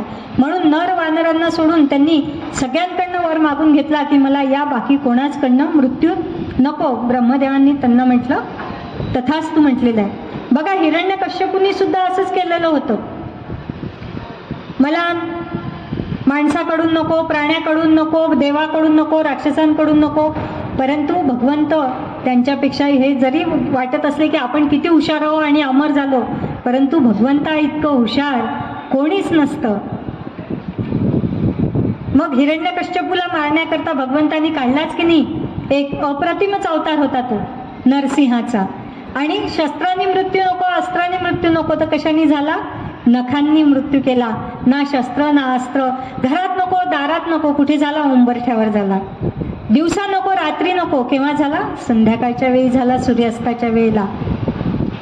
तर असे त्याच्यामध्ये काही ना काही राहतात. रावणाने वर मागून घेतल्यानंतर मला यक्ष, गंधर्व, किन्नर, देव, दानव यांच्यापैकी कोणाच्याही हातून मृत्यू नको, परंतु नर आणि वानर हे म्हणायला मात्र तो चुकला. कारण त्याचा फाजील आत्मविश्वास की हे माझं काय बिघडू शकणार आहे, यांच्यापेक्षा तर मी केव्हाही श्रेष्ठच आहे. त्यानंतर बिभीषणाची वेळ आली. बिभीषणाने वरदान मागून घेतलं की देवा मला काही नको, या संपत्तीचा, या भौतिक जगाच्या याचा मला कोणत्याही गोष्टीचा मोह नाही. भगवंताच्या नामस्मरणात आणि सत्संगतीमध्ये माझं आयुष्य राहो, हेच तुम्ही मला वरदान द्या. कुंभकर्ण हा पूर्ण तामसी होता. कुंभकर्ण म्हणाला देवा मला झोपायला खूप आवडते, तुम्ही मला खूप सारी झोप द्या. तर देवानी त्यालाही तथास्तु म्हटलं. की देव म्हणाले की असे उपद्रवी लोक झोपलेलेच बरे असतात. देवाने त्याला तथास्तु म्हटलं आणि देव अंतर्धान पावले. मग या रावणाने आता असे वर सगळे संपादन झाल्यानंतर तामसी वृत्तीचा असतो, त्यांनी काय केलं? देवांना त्रास द्यायला, सज्जनांना त्रास द्यायला सुरुवात केली. त्यांनी सगळ्यात पहिला हल्ला कुठे केला? तर तो केला लंकेवर. लंकेवर म्हणजे लंका ही मूळतः रावणाची नाही, ती होती कुबेराची, रावणाचा सावत्र भाऊ. तर रावणाने पहिलं आक्रमण केलं हे कुबेरावर आणि लंकाही जिंकून घेतली त्याच्याकडनं. लंका जिंकली आणि कुबेराचं जे पुष्पक विमान होतं ते सुद्धा त्यांनी कुबेराकडनं हिसकावून घेतलेलं आहे. म्हणजे पहिलं विमान हायजॅक केलेलं आहे रावणाने सगळ्यात पहिलं, ते सुद्धा त्यांनी बळकावून घेतलेलं आहे कुबेराकडनं. आणि सगळ्या देवांना त्यांनी त्रास द्यायला सुरुवात केलेली आहे. या रावणाचं लग्न मयासुराची कन्या मंदोदरी हिच्यासोबत झालेलं आहे. मयासूर अतिशय सज्जन गृहस्थ, मंदोदरी ही सुद्धा अतिशय पतिव्रता आहे. ज्या पंचकन्या आपण स्मरतो, प्रातस्मरणीय ज्या पंचकन्या आहेत त्यामध्ये अहिल्या, सीता, द्रौपदी, तारा, मंदोदरीस तथा, त्यामध्ये मंदोदरी सुद्धा त्या पंचकन्यांमध्ये येते. इतकी ती पतिव्रता अशी रावणाची पत्नी आहे. यांनी सगळ्या देवांना बंदिवासात टाकलेलं आहे रावणांनी. सगळ्या देव दिक्पाल यांना जिंकून घेतलेला आहे आणि प्रत्येकाला कामं वाटून दिलेली आहेत. देवांना कामाला मजुरीला लावलेलं आहे. म्हणजे थोडक्यात गणपती बुद्धीची देवता, या गणेशाला कुठलं काम दिलेलं आहे रावणाने, तर गाढवं वळायचं. गणेश गाढवे वळी हे एकनाथ महाराजांनी अशा प्रकारे वर्णन केलेलं आहे. तर समर्थांनी सुद्धा दासबोधामध्ये सांगताना म्हटलं, रासभे राखिली मागे तेने रागेची चालीला, कैपक्ष घेतीला देवे आनंद वनभुवनी. की या गणपतीला, या गजाननाला, बुद्धीच्या देवतेला रावणाने कुठलं काम दिलं तर गाढवं वळायचं काम दिलेलं आहे. वायुदेवाला सगळे रस्ते स्वच्छ ठेवण्याचं काम वायुदेवाकडे दिलं आहे. अग्नीकडे कपडे धुण्याचं काम दिलेलं आहे. इंद्राकडे वेळेवर पाऊस पाडणे, पाण्याची व्यवस्था म्हणजे इरिगेशन खातं हे इंद्राकडे दिलेलं आहे. आणि शनी, ज्याची वक्रदृष्टी असते, अशा शनीला ते या रावणाने काय केलंय, आपल्या सिंहासनाच्या खाली उलटा टाकलेला आहे आणि त्याच्यावर पाय देऊन हा सिंहासनावर बसतो रावण. शनीच्या अंगावर मस्तकावर पाय देऊन की तुझी वक्रदृष्टी पडायलाच नको माझ्याकडे. अशा प्रकारे या रावणाने सगळ्यांचा अनन्वित अत्याचार या सज्जनांवर केलेले आहेत. तरीही काही जण अजून लिहितात की रावण खूप चांगला होता, त्याला रामाच्या हस्ते मरण हवं होतं म्हणून त्यांनी हे सगळे उपद्व्याप केले. अरे मग रामाच्या हस्ते मरण हवं होतं तर रामाशी सरळ सरळ युद्ध पुकारायचं. राम रावण घरात नाही हे पाहून बाहेर गेलेले असताना लपून छपून सीतामातेचं हरण का केलं? जर तुला रामाच्या हातूनच मरायचं होतं तर सरळ सरळ युद्ध पुकारायचं होतं, मग सीतेला न्यायचं होतं रामाला हरवून. त्यामुळे हा रावण कोणी सज्जन नव्हता, अतिशय अत्याचारी असा हा राक्षस. म्हणूनच त्याकरता प्रभू रामचंद्रांना अवतार घ्यावा लागलेला आहे त्याच्या समाप्तीकरता. आणि या रावणासारखेच रावणाचे मंत्री आणि त्याचं युद्धबळ, मात्र खूप सशस्त्र सेना रावणाजवळ होती. त्याचं तळ कुठपर्यंत होतं? दक्षिणेत लंकेत राहणारा रावण, पण त्याचे सगळे हस्तक पसरलेले होते पूर्ण भारतभर. जनस्थानात म्हणजे या नाशिकपर्यंत, पंचवटीपर्यंत त्यांचा हस्तकांचा तळ होता. खर, दूषण, त्रिशिरा हे 14,000 सैन्यांसह पंचवटीपर्यंत हे पोचलेले होते आणि पूर्ण समाजाला त्रास देत होते. सगळं अरण्य त्यांनी काबीज केलेलं होतं. एवढा त्याचा दहशतवाद होता की कोणतेही राजे त्याच्याशी आक्रमण करायला रावणाचं नाव काढलं की सगळेजण थरथर कापत होते आणि नकोबा रावणाशी वैर म्हणून दूर राहत होते. असा हा रावण एकटाच होता त्या काळात रावण, तरी सुद्धा त्याचे एवढे अत्याचार सहन करावे लागत होते. एक उर्दू कवी आपल्या याच्यात सांगतो की बस एक ही उल्लू काफी था, बस एक ही उल्लू काफी था बर्बाद गुलिस्ता करने को. म्हणजे रावणाने काय केलंय, पूर्ण या भारतवर्षाला बर्बाद करणं, संत सज्जनांना त्रास देणं, हे कार्य एकट्या रावणाने केलेलं आहे. म्हणून तो कवी म्हणतो की बस एक ही उल्लू काफी था बर्बाद गुलिस्ता करने को. आताची परिस्थिती कशी आहे? हर शाख पे उल्लू बैठा है, हर शाख पे उल्लू बैठा है, अंजामे गुलिस्ता क्या होगा. म्हणजे कशी परिस्थिती आहे आता की बा ते रावण राज्य बरं होतं असं म्हणण्याची वेळ. हर शाख पे उल्लू बैठा है. तर अशा परिस्थितीत ना आपल्याला जायचं असेल, तरुण जायचं असेल तर त्याला सहाय्यक आहे ही रामकथा, रामरायाचा आदर्श. याशिवाय आपल्याला तरुणोपाय नाही. तर अशी काळजी त्या उर्दू कवीला लागून राहिलेली आहे. आणि मग हे अनन्वित अत्याचार झाल्यावर ही भूमाता, हे सगळे संत सज्जन कुठे गेलेले आहेत? तर भगवान विष्णूंकडे त्राहिमाम करत गेलेले आहे की देवा, आता यातून तुम्हीच आमची सुटका करू शकता. आणि या सगळ्यांची दया येऊन भगवंतांनी ठरवलं की अवतार घ्यायचा. मग भगवंतांनी अवतार घ्यायचा ठरवल्यानंतर तो अवतार कुठे घ्यायचा? आपल्या सामान्य जणांचं कसं असते की आपला जन्म कुठेही होतो, त्याला काही विशेष असं लागत नाही.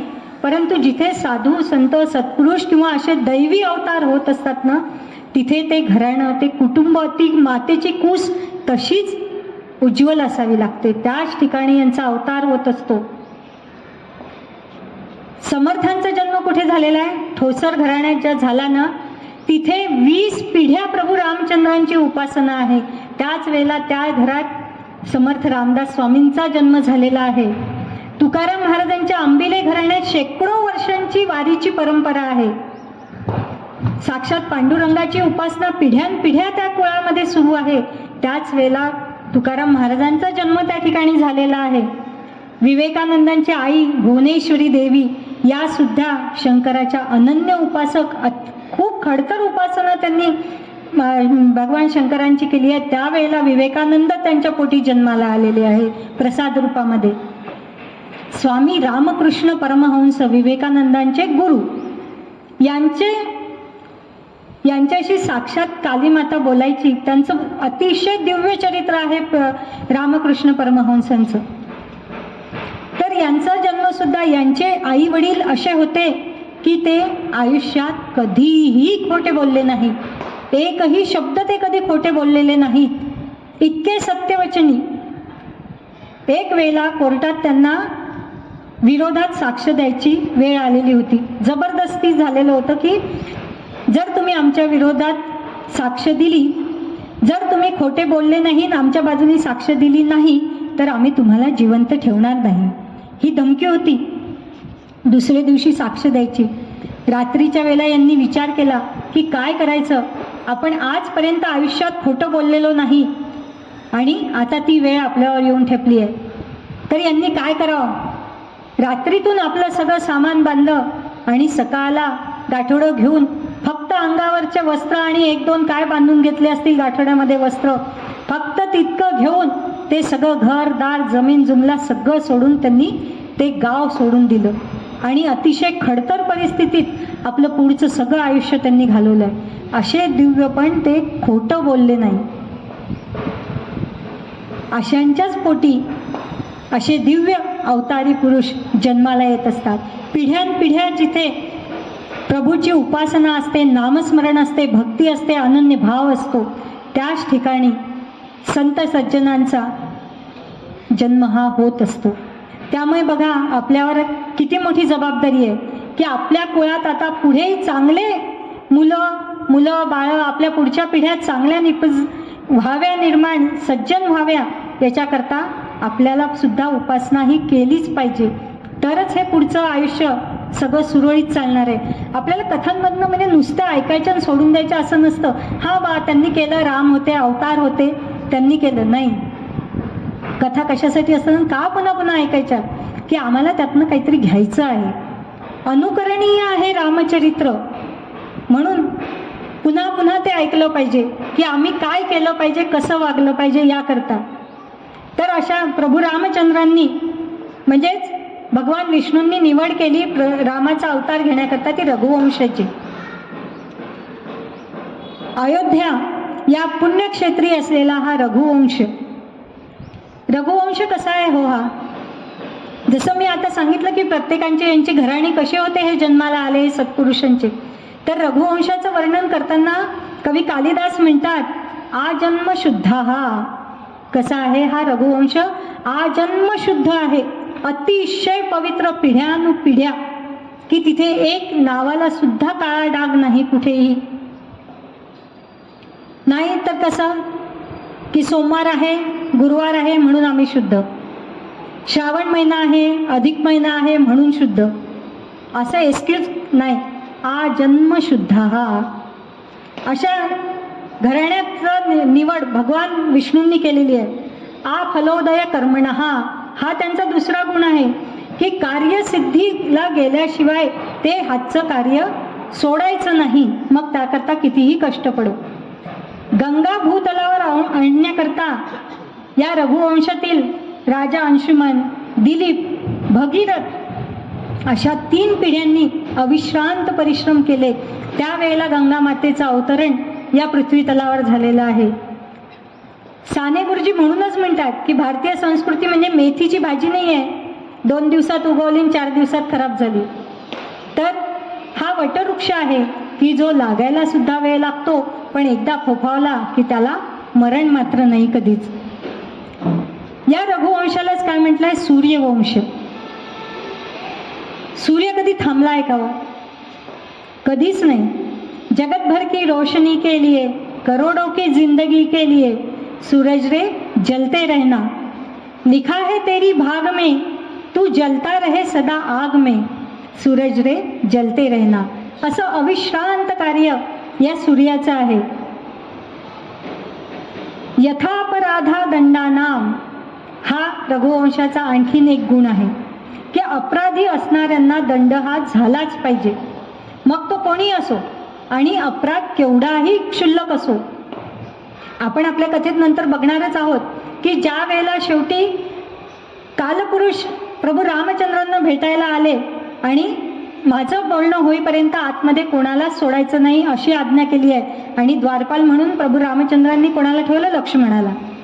आणि ज्या वेळेला लक्ष्मणाकडनं या आज्ञेचं उल्लंघन झालं, कारण दुर्वासा ऋषी तिथे येऊन उभे राहिले होते, त्यांच्या रागाला सामोरं जाण्यापेक्षा प्रभू रामचंद्रांची आज्ञाभंग केलेलं सोयीस्कर असा विचार करून लक्ष्मणांनी आज्ञाभंग केलेला आहे. तर लक्ष्मणाच्या हातून हा गुन्हा घडला. कोण होते लक्ष्मण? साक्षात प्रभू रामचंद्रांचे भाऊ, स्वतःचे भाऊ, जीवश्च कंठश्च म्हणजे रामाचा बहिश्चर प्राण, असं वाल्मिकी रामायणात लक्ष्मणाचं वर्णन केलेलं आहे. अशा लक्ष्मणाला प्रभू रामचंद्रांनी काय केलं? या अपराधाची शिक्षा लक्ष्मणाला सुद्धा मिळाली. प्रभू रामचंद्रांनी लक्ष्मणाला आज्ञा केली, लक्ष्मण त्वाम विसर्जयेत, लक्ष्मणा तू आता आत्महत्या कर, तुझं आयुष्य संपव. म्हणजे देहदंडाची शिक्षा लक्ष्मणाला सुद्धा दिलेली आहे. म्हणजे कोणाच्याही हातून जर अपराध घडला असेल तर त्याला क्षमा मात्र या रघुवंशात नाही. असे हे राजे झालेले आहे. जीवने विजिगीषू नाम, विजिगीषू वृत्ती म्हणजे काय की नेहमी जिंकणारच, जिंकण्याची आत्मविश्वास असणं म्हणजे महत्वाकांक्षा असणं, ही झाली विजिगीषू वृत्ती. अयोध्या, अयोध्या कशाला म्हणतात की जी कधीही युद्धात हरलेली नाही ती अयोध्या. अशा या राजे पराक्रमी झालेले आहेत. इंद्र सुद्धा या अयोध्येच्या राजांचं सहकार्य आक्रमण झाल्यानंतर घेत होता. जर स्वर्गावर आक्रमण केलं तर त्याच्या मदतीकरता अयोध्येचं सैन्य आणि राजा जात असे, असं त्याचं वर्णन केलेलं आहे. तर अशा या अयोध्या नगरीतील या रघुवंशाचं निवड भगवान विष्णूंनी केलेली आहे अवतार घेण्याकरता. कशी आहे ती अयोध्या नगरी? कोसलो नाम मुदितः स्फितो जनपदो महान, निविष्ट सरयू तीरे प्रभुत धनधान्यवान. असं वर्णन वाल्मिकींनी बालकांडात केलेलं आहे अयोध्येचं, की या आर्यावर्तात शरयू नदीच्या तीरावर वसलेलं हे मोठं जनपद आहे. कौशल या नावाने ओळखलेला हा अतिशय समृद्ध असा, धनधान्यांनी समृद्ध आणि सुखी समृद्ध असा हा प्रदेश आहे. अशा ठिकाणी त्यांनी आपला अवतार कार्य घेण्याचं ठरवलेलं आहे. आणि या रघुवंशातल्या लोकांचं जीवन कसं व्यतीत करायचे ते लहानपणापासून शैशवे अभ्यस्त विद्यानाम, यौवने विषयीषिणाम, वार्धक्ये मुनिवृत्तीनाम, योगे नांते तनुत्यजाम. की लहानपणी म्हणजे बालपणी भरपूर अभ्यास करायचा, शस्त्रविद्या अस्त्रविद्या सगळ्या विद्यांमध्ये प्रवीण व्हायचं. यौवने वैषयीषिणाम, भोग भोगायचे कशासाठी? आपली चांगली प्रजा पुढची निर्माण करण्याकरता आणि आपल्या देशाची प्रगती करण्याकरता हे यौवनात पूर्णपणे कार्य करायचे. वार्धक्ये मुनिवृत्तीनाम, ज्या वेळेला वय झालं की आपला सगळा कारभार मुलांच्या हाती सोपवून देऊन आपण एखाद्या ऋषितुल्य आयुष्य पुढचं व्यतीत करायचं, असा या रघुवंशाचा नियम होता. आणि योगांतेन तनुत्यजाम, म्हणजे असं हे आचरण करत करत असतात. ज्या वेळेला त्यांना मृत्यू यायचा त्यावेळेला ते साक्षात भगवंत रूप झालेले असायचे. असं पवित्र जीवन, असं पवित्र कुळ हे रघुवंशाचं आहे. रघुकुल रीत सदा चली आई, प्राण जाई पर वचन न जाई, की दिलेला शब्द कधीच मोडणार नाही. आजचं नाही तर राजकारण्यांसारखं की आज मी सांगितलं, पत्रकार परिषद घेऊन सांगितलं आणि उद्या सांगायचं मी असं बोललोच नाही. एका मिनिटात म्हणजे पुन्हा पत्रकार परिषद घ्यायची आणि मी असं बोललोच नाही असं तुम्ही सांगा म्हणून सांगायचं. असं नव्हतं. एकदा दिला तो दिला शब्द. खरंच तुम्ही लोकांनी म्हणजे मी सुरुवातीलाच सांगितलं की गणपतीच्या दर्शनाकरता आले आणि आपल्याला रामकथा करायची, हा दिलेला शब्द मात्र आपले सिग्नेचर वासियांनी पाळलेला आहे. खरंच त्याचं कौतुक आहे की दिलेला शब्दाला जागणं काय म्हणतात हे आपण खरंच शिकलेलो आहे. त्यामुळे प्रभू रामचंद्रांचे एक तरी तत्व आपण अंगीकारलेलं आहे असं म्हणायला काहीच हरकत नाही आहे. या रघुवंशामध्ये कोणकोणते राजे होऊन गेले तर राजा हरिश्चंद्र, काय दिव्य चरित्र आहे बा एकेका रघुवंशातल्या राजांचं. राजा हरिश्चंद्राला एकदा स्वप्नात विश्वामित्र मुनी आले आणि स्वप्नात येऊन त्यांनी राजाला विचारलं, काय राजा काय म्हणतोस? हरिश्चंद्र म्हणतात स्वप्नातच की नाही, काही नाही म्हणे मुनीवर, तुम्हाला हे राज्य दान करावं अशी माझी इच्छा आहे. मग दे की म्हणे. आणि यांनी हातात पाणी घेतलं आणि सोडणार तितक्या त्यांना जाग आली.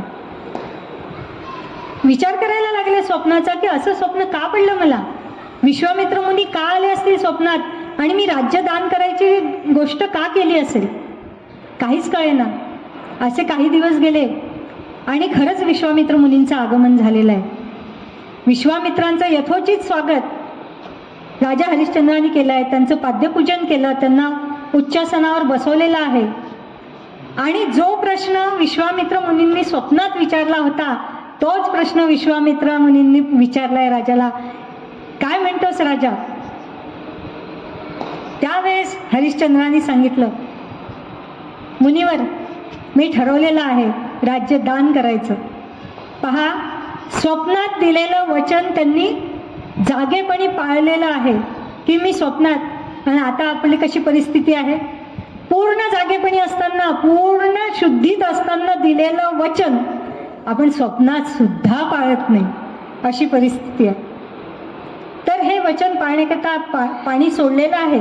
पूर्ण राज्यावर पाणी सोडलं. दान दिलं की दक्षिणा देत असतात त्याच्यावर. मग आता राजन दक्षिणा, आता राज्य तर दान दिलेलं आहे म्हणजे सगळा कोश दान दिलेला आहे.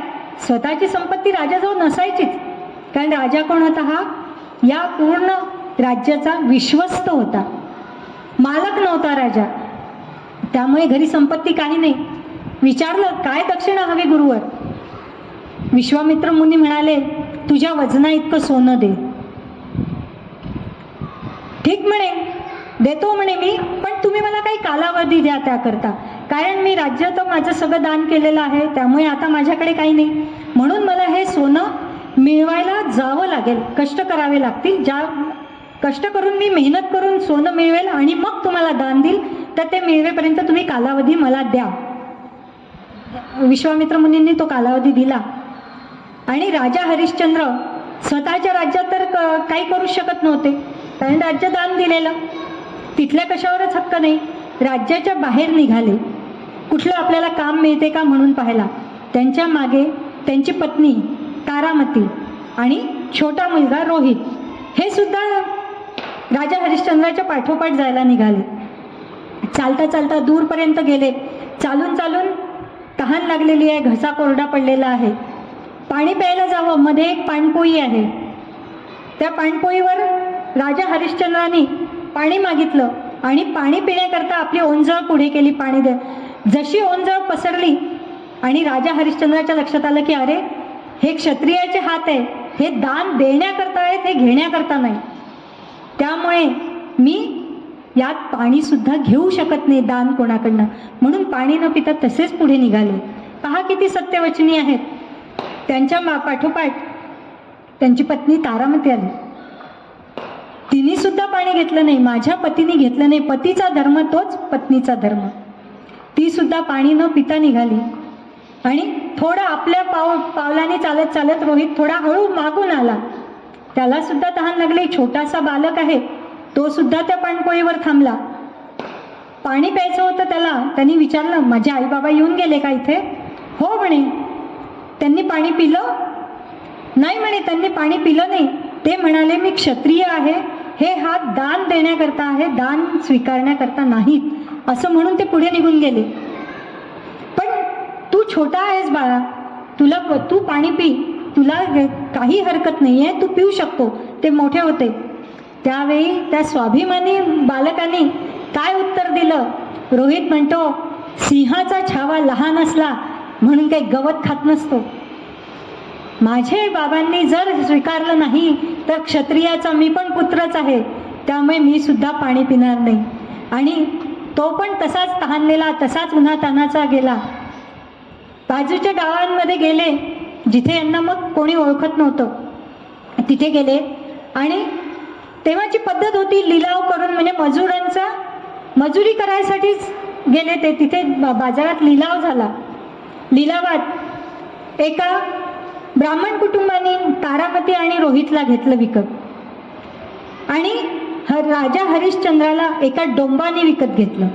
डोंब म्हणजे स्मशानभूमीवर आलेली जे प्रेत असतात ना, त्यांना जाळण्याचं काम जो करतो, म्हणजे चिता रचून देणं, ते सगळी तिथली व्यवस्था पाहणं, हे काम जर चितेनंतर रक्षण करणं, घरचे लोक निघून गेल्यानंतर हे काम जो करतो तो असतो डोंब. तर या डोंबाने राजा हरिश्चंद्राला विकत घेतलेला आहे. तर जो तो आपली कार्य करायला लागला. आणि एके दिवशी काय झालं की ही तारामती त्या ब्राह्मणाच्या घरी, चांगलं सधन घर होतं, त्यांच्या इथे कार्य करते आहे, स्वयंपाकाचं वगैरे काम करते. आणि एक दिवस घरात पुष्कळ पाहुणे आलेले असताना ही स्वयंपाकात गर्क आहे. आणि इतक्यात काय झालं की रोहिताला सर्पाने दंश केला, विषारी सर्प. आणि त्या रोहिताचा मृत्यू झाला. कार्य तर केलं पाहिजे, हिने काय करावं सांगा? एक आई, छोट्या बालकाचा सर्पदंशाने मृत्यू झालेला आहे, परंतु आपल्याला जे दिलेलं कार्य आहे तिने त्याच्या अंगावर चादर घातली आणि आपलं ते कार्य पहिले पूर्ण केलं. आणि रात्री त्या बाळाचं कलेवर स्वतः एकटी खांद्यावर घेऊन ही निघाली आहे स्मशानभूमीकडे, त्याचा दहनविधी करण्याकरता. तिथे गेली. इथे कोण होतं कार्य करायला? राजा हरिश्चंद्र. तारामतीला माहितीच नाही की आपल्या पतीला डोंबाने विकत घेतलेला आहे. तिथे गेली.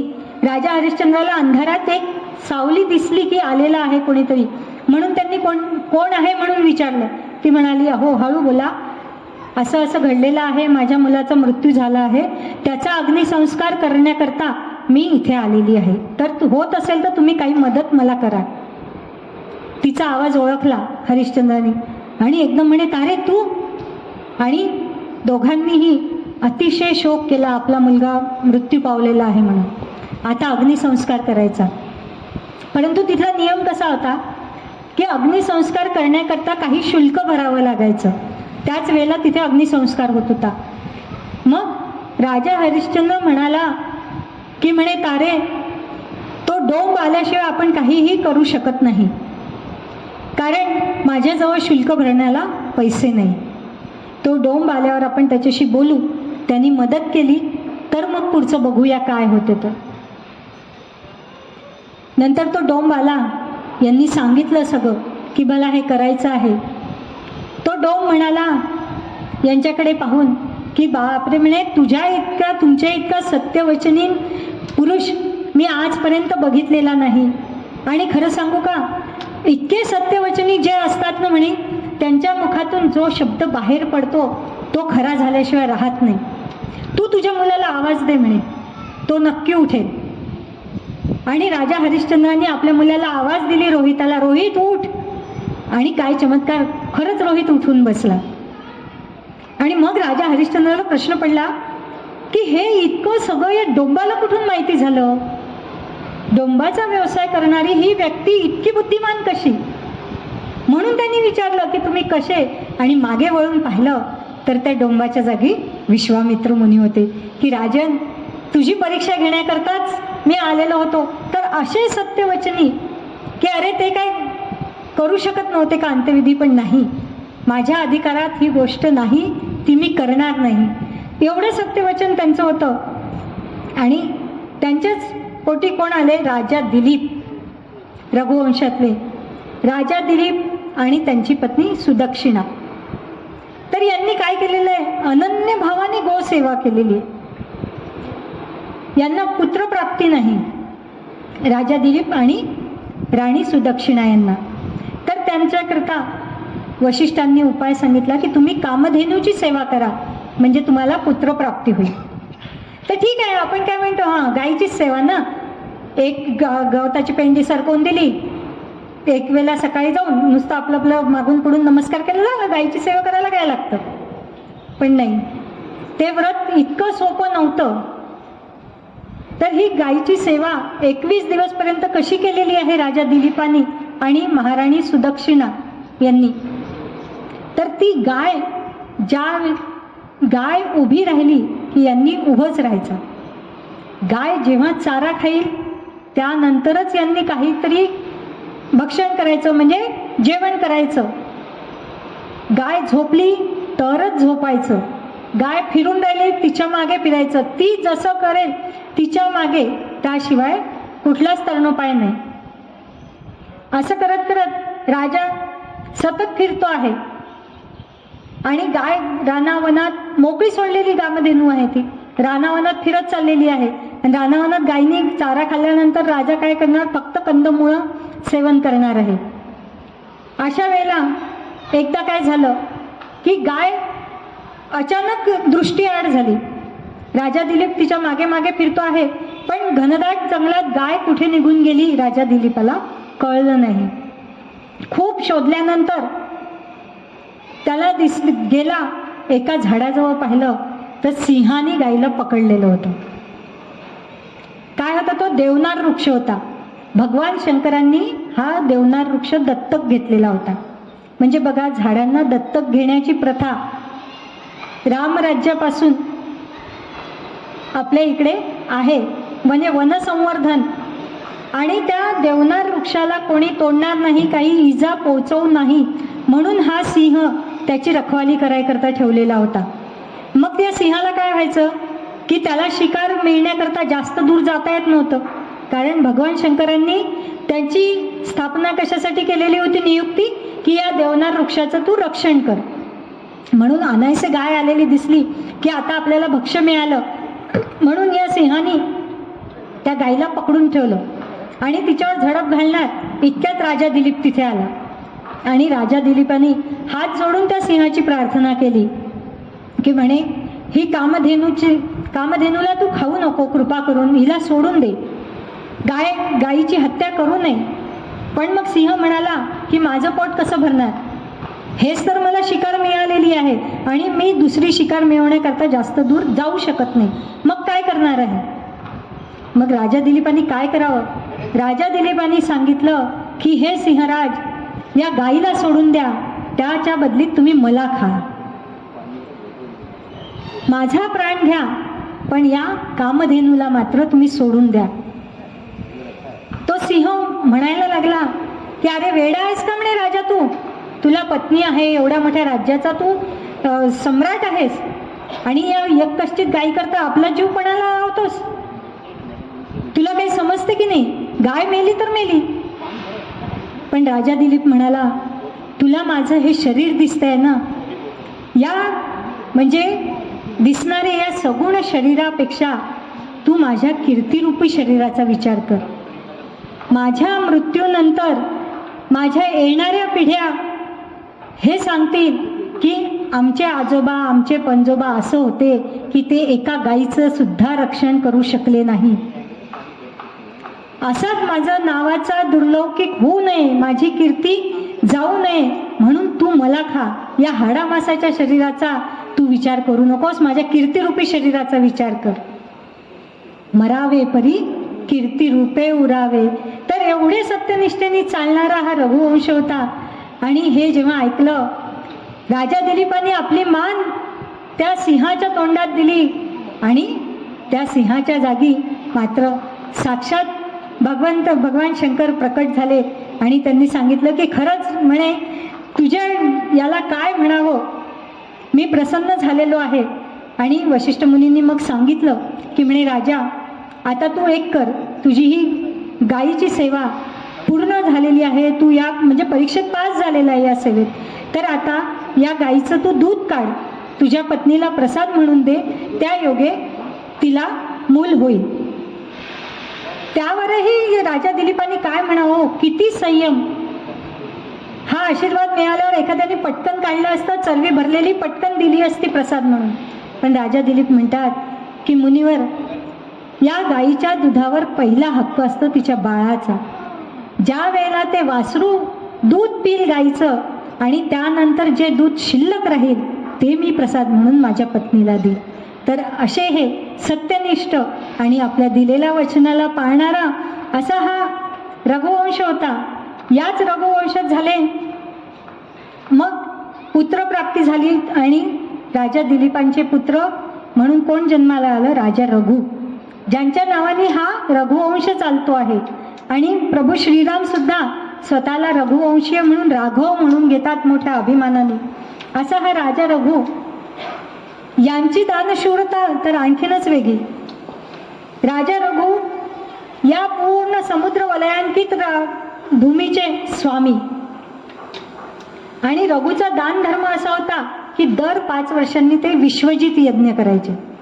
विश्वजित यज्ञ म्हणजे काय की पत्नीच्या गळ्यातलं फक्त मंगळसूत्र ठेवायचं आणि बाकी सगळं दान करायचं दर 5 वर्षानंतर. तर असा हा यज्ञ राजा रघु नेहमी करत होते दर 5 वर्षानंतर.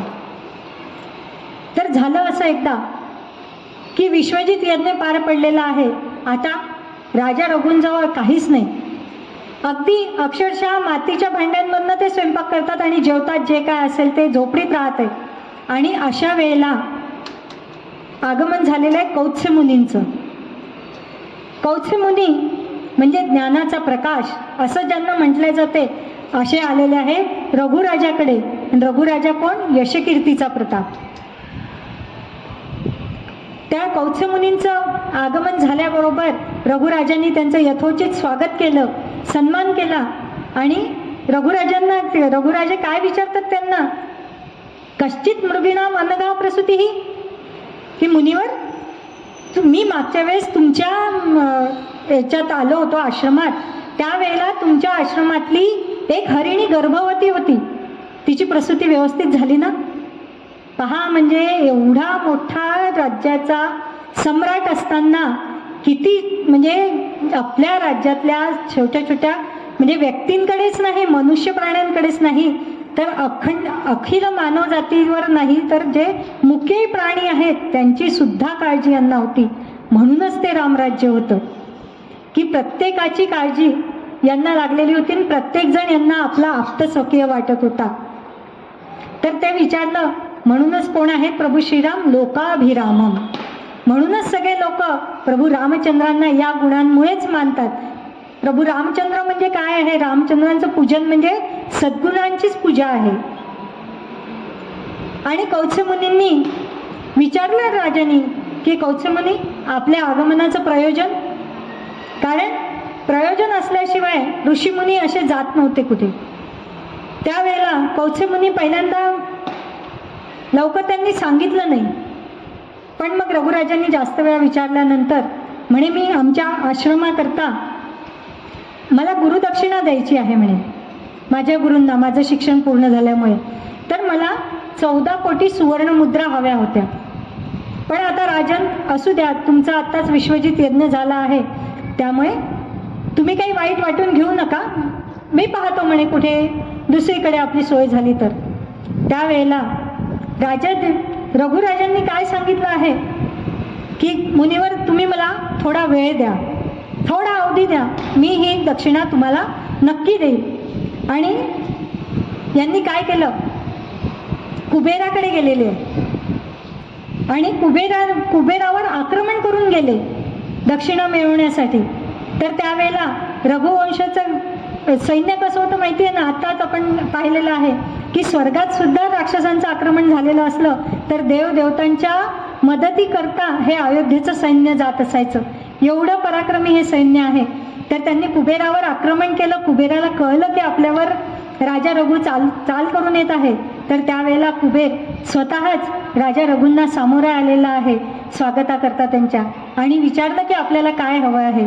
आणि ज्या वेळेला कळलं त्यावेळी काय आहे, संपत्तीचा खजिनदारच आहे ना कुबेर देवांच्या. तर कुबेराने अक्षरशः सुवर्ण मुद्रांचा पाऊस पाडला, असंख्य सुवर्ण मुद्रा. आणि मग या सुवर्ण मुद्रा प्राप्त झाल्या. पण आता काय झालं की इथे तर तुम्हाला सुवर्ण मुद्रा कौत्स मुनींनी मागितलेल्या दिल्या आहेत ना, पण या सुवर्ण मुद्रा कौत्स मुनींनी किती मागितलेल्या होत्या, 14 कोटी सुवर्ण मुद्रा. आणि हा पाऊसच पडला, मोजून थोडी पडला ना पाऊस किती आहे. तर या सुवर्ण मुद्रा जास्त होत्या. मग आता वेगळंच भांडण सुरू झालं. रघुराजा म्हणतात की कौत्स मुनी, तुमच्याकरता सुवर्ण मुद्रांचा पाऊस पडलाय, तुम्ही घेऊन जा. कौत्स मुनी म्हणतात मला फक्त 14 कोटी सुवर्ण मुद्रा हव्यात, त्याच्यावर एकही सुवर्ण मुद्रा मला नको, या तुम्ही ठेवून घ्या. म्हणजे या मुद्रा मला नको, या मुद्रा मला नको, याच्यावर त्यांचं भांडण सुरू होतं. शेवटी काय करावं, मग न्यायाधीशासमोर हे गेलं. तेव्हा न्यायाधीशांनी सांगितलं की या 14 कोटी सुवर्ण मुद्रा ज्या कौत्स मुनींना हव्या आहेत त्या त्यांनी घेऊन जाव्यात आणि उरलेल्या सुवर्ण मुद्रांमधनं खजिन्यात जमा करून जी लोकोपयोगी कार्य आहेत त्याकरता हा खजिना वापरला जावा. म्हणजे असं होतं की हा पैसा मला नको, याकरता भांडण होतं. म्हणजे पहा कशी परिस्थिती, आणि आताची विपरीत परिस्थिती. ईडी आली तरी हा पैसा मला हवाच. तर अशा या दाम्पत्यामध्ये आणि अशा या पूर्ण कुळामध्ये की ज्यामध्ये राजा हरिश्चंद्र झाले, दिलीप झाले, अंशुमन झाले, भगीरथ होऊन गेलेला आहे, राजा रघुंचा जन्म झालेला आहे, अशा या कुळामध्ये आणि राजा रघुंच्या पोटी जन्म झालेला आहे आपले प्रभू रामचंद्रांचे पिता राजा दशरथांचा. तर अशा या दशरथांचा जन्म, त्यानंतर त्यांची कामगिरी, त्यांनी केलेला अश्वमेध यज्ञ, प्रभू रामचंद्र आणि चारही भावंडांचा जन्म, त्यांचं नामीकरण, हे एक एक आणि त्यांचं शिक्षण विश्वामित्रांकडे कशा प्रकारे हे घडवल्या गेले अयोध्येचे राजपुत्र, हे आपण आता उद्याच्या रामकथेत बघूया. जय जय रघुवीर समर्थ, सियावर रामचंद्र की जय, पवनसुत हनुमान की जय, बोलो रे भाई सब संतन की जय, भारत माता की जय. पसायदान घेऊया आपण.